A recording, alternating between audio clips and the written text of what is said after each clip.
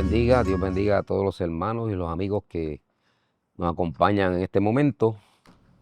Estamos en su podcast, Fija tus ojos en Cristo. Como siempre tenemos un tema que es de actualidad y de interés para todos aquellos que están con nosotros en este día. Tenemos a nuestra hermana Angie Colón, quien es maestra de escuela bíblica y también líder de la juventud y diaconisa también de la iglesia, la hermana Mari Cedeño, quien es diaconisa y también es maestra de escuela dominical. Hoy vamos a estar discutiendo o trayendo a consideración de este pueblo del Señor y de los que nos sintonizan el tema de la enfermedad. Y para iniciar vamos a pedirle a hermana Mari que nos diga sobre este tema, ¿verdad? Algo que entienda que sea de interés para los que nos sintonizan. Pues este tema de la enfermedad es muy importante para el cristiano, porque pues mientras estemos en este cuerpo vamos a estar padeciendo de situaciones, el que mucho o el que poco ha atravesado por alguna enfermedad, y si no ha pasado él mismo por alguna enfermedad, ha estado con alguien cercano que ha padecido alguna de ellas. Le pregunto entonces, pastor, antes de la caída, ¿el hombre estaba exento de enfermedades? ¿Gozaba de plena salud? Sí, amén. Antes de la caída, el hombre gozaba de salud perfecta y luego, ¿verdad?, de la caída, a causa del pecado, surgen dos cosas. Primero, la muerte física y espiritual. La física primero y la espiritual, perdón, la espiritual primero y la física posteriormente, porque así fue, ¿verdad? Aparte de eso, pues perdió la bendición de la salud, porque ya el hombre no era un ser perfecto, sino vino a ser un ser de ahí en adelante, vino a ser un ser imperfecto con las imperfecciones que conlleva la enfermedad, ¿verdad? Así que tuvo que sufrirla. Así que una de las consecuencias del pecado fue la pérdida de la salud, la enfermedad. La enfermedad es una consecuencia del pecado. La muerte física y la muerte espiritual también son consecuencias del pecado. Quiere decir que en un futuro, cuando el Señor complete toda la obra, ¿verdad?, que falta por hacer y tengamos cuerpos glorificados, volveremos a ser restaurados a ese deseo original que tenía el Señor de que no tuviéramos enfermedad. Bueno, cuando se consume el plan de Dios, ¿verdad? Y la iglesia sea trasladada al cielo y nosotros tengamos la bendición de morar eternamente con el Señor, allí ya lo dice Apocalipsis capítulo 22, que allí ya no habrá más muerte, ni llanto, ni dolor, porque las primeras cosas pasaron, las primeras cosas también envuelven la enfermedad, así que allí no habrá enfermedad por toda una eternidad. El hombre ya no tendrá esa situación, ese problema, porque estaremos, como nos enseña la Escritura, en cuerpos glorificados. O sea, este cuerpo que tenemos ahora no será el que nosotros vamos a poseer cuando estemos en la presencia del Señor eternamente, sino que será uno transformado de tal manera que va a estar exento de todas las condiciones que existen en la tierra que lo puedan afectar. Estaremos allí eternamente para siempre, libre de toda enfermedad, libre de todo achaque, de dolores y todas esas cosas que se tienen, ¿verdad?, a causa de la enfermedad. Es correcto que alguna persona, ¿verdad?, tratando de buscar alguna causa por la que llega la enfermedad, llegue a juzgar o a señalar a otra como que esa enfermedad vino a causa del pecado, o eso es una ignorancia de parte de la persona, un atrevimiento. Bueno, es ignorancia porque los judíos inclusive no estaban exentos de esa ignorancia cuando en muchas ocasiones juzgaban personas que estaban enfermas y le adjudicaban que era que habían pecado. Por ejemplo, en el capítulo 9 del Evangelio según San Juan, cuando los propios discípulos le preguntan al Señor, ¿quién pecó este o sus padres para que naciera ciego? O sea, ellos estaban adjudicando la condición de salud, esa enfermedad que tenía él, un hombre ciego, había nacido ciego. pensaban que era por causa de que sus padres habían hecho algo indebido delante de Dios o él mismo. Y Jesucristo les contesta para sacarlos de la ignorancia. Les dice, pues ni este ni sus padres pecaron, sino para que las obras de Dios sean manifiestas en él. O sea, para Dios mostrar su gloria, ¿verdad? Y su poder en esa persona. Así que Dios lo permitió así para que en ese momento, precisamente, el nombre del Señor fuera glorificado y Él pudiera ser exaltado. Así que es una ignorancia, ¿verdad? O sea, uno tiene que tener cuidado. Porque sí es cierto que hay personas que tienen enfermedades que han sido a causa del pecado, ¿verdad? Por ejemplo, hay personas que tienen cirrosis porque se han dado a tomar bebidas alcohólicas en exceso, ¿verdad? Y la Biblia condena, ¿verdad? El uso de bebidas alcohólicas. Y otras enfermedades más, o sea, personas que se han dado a una vida de eh, lujuria, de exceso en cuanto a lo sexual y hoy pues llevan en su cuerpo un SIDA. ¿Ves? ¿Qué lo llevó a eso? El pecado, o sea, el practicar, quién sabe, la fornicación, el adulterio, la laxivia, la orgías y todas esas cosas, pues todo eso son pecados. Así que eso lo llevó a la enfermedad que tiene. Ya esos son estos dos ejemplos que estoy dando de personas que sí, por causa de su pecado, han venido a estar enfermos. Ahora, no todo el que está enfermo está en pecado, eso hay que aclararlo, ¿verdad? Porque este cuerpo nuestro tiene la característica que va desgastándose, Pablo lo dijo, ¿verdad?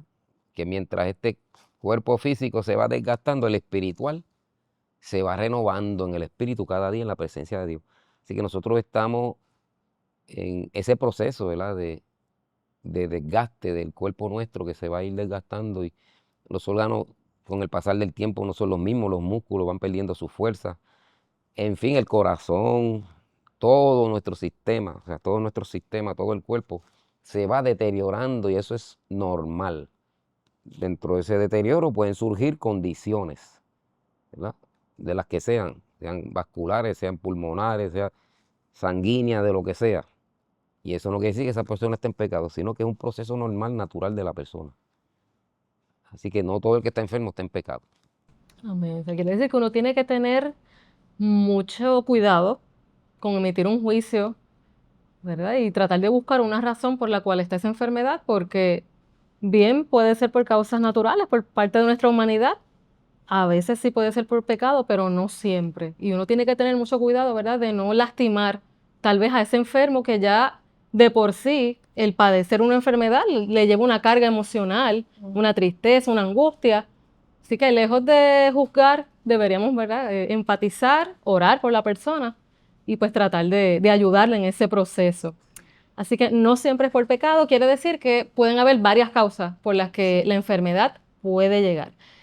Tomar la cena del Señor indignamente pudiera ser también una causa por la cual un creyente pudiera recibir una enfermedad. Sí, porque la Escritura dice que no participemos de la cena del Señor indignamente, por- porque dice ahí mismo, añade, por lo cual hay muchos enfermos y debilitados entre vosotros y muchos duermen, lo dice Pablo.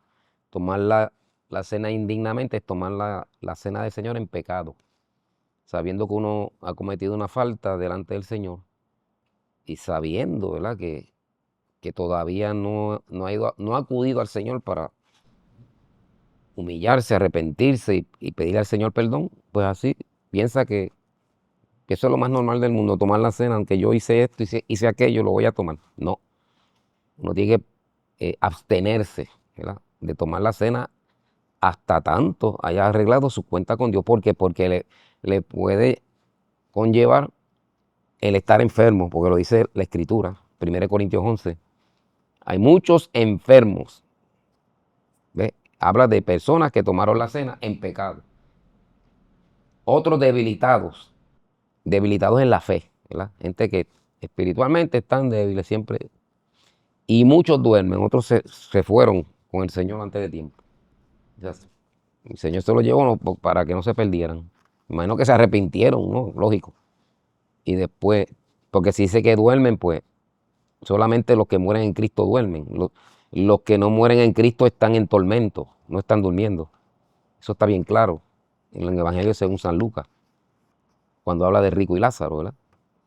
El que duerme en Cristo, pues ese es salvo. O sea, la persona que duerme es porque es salvo. El que, el que no es salvo no puede estar en reposo ni en descanso. Está en tormento, como dice la Escritura. Así que por eso la Escritura, cuando dice ahí muchos duermen, es que, bueno, se arrepintieron, pero el Señor dijo, espérate, déjame llevármelo antes que este se me pierda. Y muchos, mire qué cosa, qué interesante, ¿verdad? Que dice que muchos duermen. Así que Misericordia, la Señor. misericordia de Dios, hermano, porque la misericordia de Dios es grande. Amén. Amén, sí, Señor. Tengo una pregunta. ¿Puede Dios enfermar al hombre o al cristiano?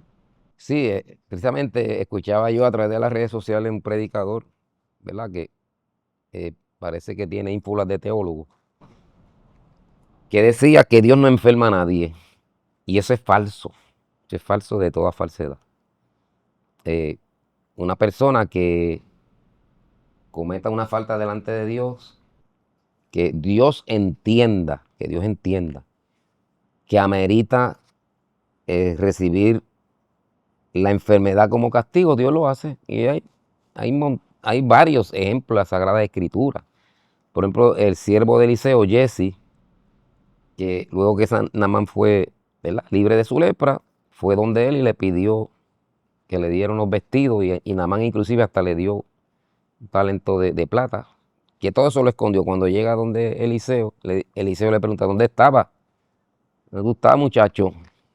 Y él pues se hizo el que no sabía nada, pero entonces el Espíritu de Dios que estaba en Eliseo le dice, ¿acaso no estaba mi espíritu allí contigo cuando tú fuiste donde Naamán y le pediste esas recompensas? Estoy parafraseando, ¿verdad? La lepra que estaba en Naamán ahora se te pegará a ti y a tu descendencia. Fíjese, Dios enfermó a Jesse con lepra, una enfermedad incurable, no solo a él, sino a su descendencia también. Bueno, se entiende, y usted dirá, pero ¿y qué tenía que ver la familia? No, lo que pasa es que como él estaba leproso, a esa gente se le iba a pegar, punto. O sea, él mismo iba a ocasionar una tragedia en su familia por su pecado. Ellos iban a estar leprosos por culpa de él, porque lógico, ¿usted cree que él iba a decir algo? No, no, simplemente siguió conviviendo y a todo el mundo se le pegó la lepra. Tristemente eso es así. Hay otro caso, por ejemplo, el rey Usías, que entró al templo y quiso ofrecer incienso. Cuando los sacerdotes lo reprenden, él dice que se encolerizó y entonces le brotó la lepra. Era en su frente, dice la Escritura. Y fue Dios quien lo hizo, eso no fue el diablo, fue Dios. Y después vivió en una casa apartado hasta que murió, dice la Biblia. Y así varios casos, el caso de María, la hermana de Moisés, como consecuencia de haber murmurado contra su hermano, Dios le, le puso una lepra por 7 días y le estuvo fuera del campamento. Y así podemos mencionar muchos casos en que es Dios quien enferma a la persona por consecuencia de sus acciones, ¿verdad? Sus acciones. Acciones que se traducen en pecado, punto, porque pecaron delante de Dios. Y Dios no se agradó y Dios los enfermó. Y así hoy en día puede pasar también. Hay mucha gente en las iglesias, ¿verdad?, por consecuencia de su desobediencia. Y muchas veces no hacer lo que Dios quiere, sufre las consecuencias de enfermedades que están ahí hasta que se arrepientan, ¿verdad?, y le pidan perdón al Señor. Digo, si es que hay esa posibilidad, porque hay casos como el de Jesse, que el Señor le dijo, tú vas a estar leproso y tu descendencia hasta que te mueras. ¿Ves? Que hay veces que no hay retroceso, no hay manera, porque ya se cruzó la línea. Cuando usted cruza una línea en la que no hay retroceso, no hay oración, no hay ayuno que usted haga, hasta que la muerte te separe de eso, no habrá posibilidad de recibir un alivio en el cuerpo. Amén. Y así como el Señor puede enfermar por juicio, de la misma manera puede permitir la enfermedad para probar nuestra fe. No, claro, definitivamente. Fíjese el caso de Pablo. Pablo era un hombre de Dios. Pablo era un hombre íntegro, un hombre santo. Todas las características positivas que usted pueda mencionar de un hombre de Dios. Sin embargo, Pablo dice, ¿verdad? Hablando en sus epístolas, él dice, ¿quién enferma y yo no enfermo? ¿Verdad? Y en el caso de Pablo, él llevaba una enfermedad en su cuerpo que Dios la había permitido, porque él dice que 3 veces llevo un aguijón en mi carne, el cual he orado a Dios 3 veces y me ha dado la misma respuesta.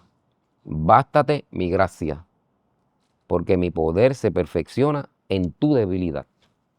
Así que aquella enfermedad de Pablo tenía un propósito, era mantenerlo humilde, mantenerlo, mire, bajito, para que no se exaltara. ¿Ve? Porque antes de estas palabras que yo dije, él mismo dice, y en la grandeza de las revelaciones que Dios me dio, para que no me exaltase, para que no me exaltara, me dio un aguijón en mi carne, por lo cual, no, y añade, dice, y un emisario de Satanás que me abofetea. Cuando yo leo eso, yo digo, Dios mío, la verdad que esto es grande. Porque no está hablando, mire hermano, esas son palabras mayores. Un emisario de Satanás. Y decía, qué cosa más tremenda. Un apóstol que echaba fuera demonios y por eso hasta lo apedrearon en ocasiones. Y ahora está hablando de que un emisario de Satanás que lo abofetea. Y he orado 3 veces al Señor para que me libre de esto y me ha dicho, bástate mi gracia. Las 3 veces ha sido la misma respuesta, bástate mi gracia. Así, vas a seguir cogiendo bofetadas hasta que te mueras. Qué tremendo. Son cosas que uno dice, pero ahí viene el punto, ¿verdad? Que son cosas que Dios las permite, porque Dios tiene un propósito. Y aquí está claro en el caso de Pablo, que él mismo lo dice, para que no me exaltara. O sea, para que no se me sube el ego, para que yo no me crea mejor que nadie, para que me mantenga humilde, sencillo. Dios me dio este aguijón en mi carne, una enfermedad que se entiende. Hay eruditos que dicen que era una enfermedad en los ojos. Porque cuando tú lees la carta de Gálatas, él dice, mirad con cuán grandes letras os escribo de mi propia mano. Ahí no usó ningún amanuense, él mismo escribió la carta a los Gálatas. Entonces, ¿por qué él dice, mirad con cuán grandes letras os escribo de mi propia mano? Porque parece que tenía, según dicen, ¿verdad? No estoy diciendo que es así, que tenía oftalmia, una enfermedad, ¿verdad? Que es bastante difícil porque causaba como cierta condición en la vista que era repugnante. O sea, algo que la gente te miraba a los ojos y decía, uy, o sea, algo que como que causaba rechazo, ¿no? Entonces ahí